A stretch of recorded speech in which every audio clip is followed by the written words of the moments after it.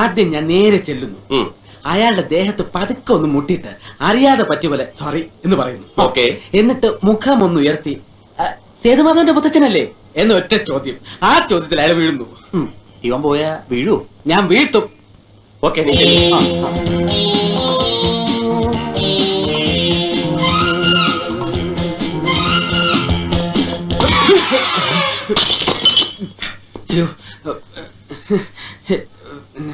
എന്റെ അമ്മയെ നാട്ടിച്ച് ഇന്നത്താണത്. ഞാൻ മുത്തച്ഛന്റെ കൂട്ട് ഞാൻ മാത്രമല്ല അവരെല്ലാവരും അവര് തട്ടണമെന്ന് പറഞ്ഞു. ഞാൻ ഇങ്ങനെ ആരും മുട്ടാറില്ല. അതുകൊണ്ട് സോറി. നിനക്ക് ഇത്ര വലിയ കണ്ണുണ്ടല്ലോ, മട്ടയ്ക്കാ പോലെ. സോറി. എന്തത് സോറി? മനുഷ്യന്റെ ദേഹത്ത് വന്ന് ഇടിച്ചിട്ടാണോ സോറി പറയുന്നത്? സോറി പറഞ്ഞില്ലേ? 75 രൂപ മരുന്നായത്. എന്താ പറയാ?